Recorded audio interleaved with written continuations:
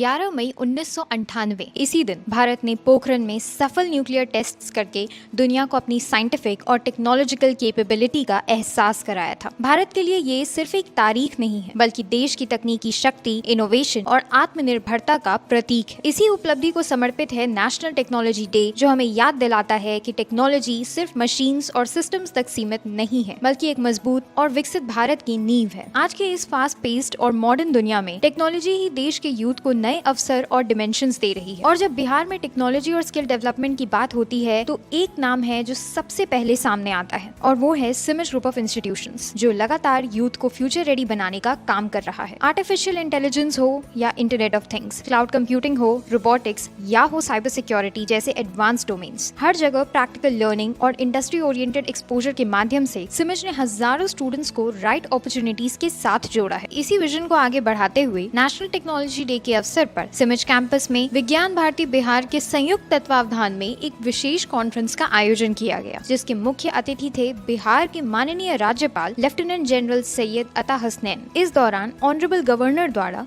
सिमिज में IIT Bombay ई-यंत्रा lab का उद्घाटन किया गया, जहां एम्बेडेड सिस्टम्स और रोबोटिक्स के माध्यम से स्टूडेंट्स को एडवांस प्रैक्टिकल एक्सपोजर दिया जाएगा। कैंपस में made in India collaborative robot यानी कोबॉट सिंक्रो 5 को स्थापित किया गया और प्रोग्रामेबल रोबोडॉग क्वाड्रूप ट्रैकर भी लॉन्च किया गया, जो इंडिजिनस इनोवेशन का प्रतीक बना। सिमिज में IIT बॉम्बे के स्पोकन ट्यूटोरियल प्रोग्राम्स के माध्यम से 2012 से ही बहुत से छात्रों ने सर्टिफिकेशंस प्राप्त किए हैं, और अब इंडिया में 7th और बिहार की पहली IIT Bombay spoken tutorial project के तहत स्किल एक्सेलरेशन लैब की स्थापना भी सिमिज कैंपस में की गई, जिसका इनॉग्रेशन भी ऑनरेबल गवर्नर द्वारा किया गया। किस डिस्ट्रिक्ट से हो?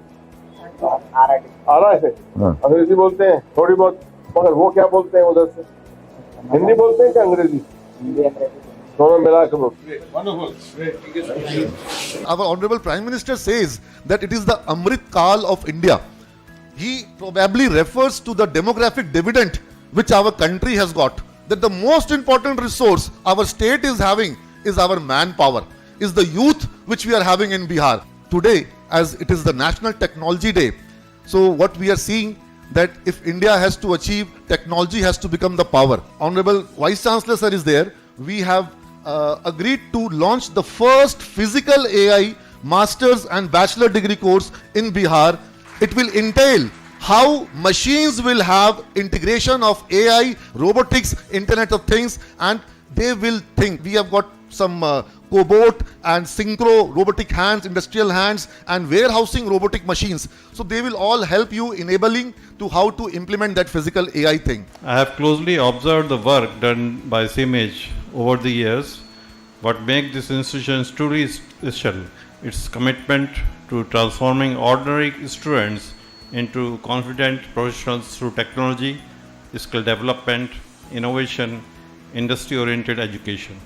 टेक्नोलॉजी ले आओ और आत्मविश्वास ना हो, वो एस्पिरेशन ना हो अपने राज्य को सबसे आगे ले जाने के लिए, तब वो बात नहीं बनती।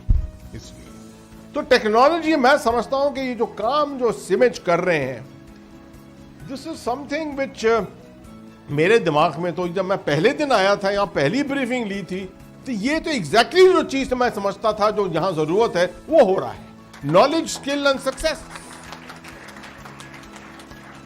सिमिज में पढ़ने के लिए सिर्फ बिहार ही नहीं, बल्कि पड़ोसी राज्य और नेपाल से भी छात्र आते हैं, जिनमें से कई स्टूडेंट्स ग्रामीण परिवेश से होते हैं। लेकिन सही डायरेक्शन, इंडस्ट्री ओरिएंटेड लर्निंग और टेक्नोलॉजी ड्रिवन इकोसिस्टम के माध्यम से यही स्टूडेंट्स आज माइक्रोसॉफ्ट, पेपाल, विप्रो, रैकस्पेस और एमडॉक्स जैसी ग्लोबल MNCs में कार्यरत हैं, और देश ही नहीं विदेश में भी अपनी पहचान बना रहे हैं। सिमिज ग्रुप ऑफ इंस्टीट्यूशंस लगातार बिहार के यूथ को टेक्नोलॉजी, स्किल और इनोवेशन के माध्यम से आत्मनिर्भरता की तरफ बढ़ा रहा है, ताकि आने वाला भारत सिर्फ डिजिटल भारत नहीं, बल्कि एक समृद्ध, सशक्त और टेक्नोलॉजी ड्रिवन भारत बन सके।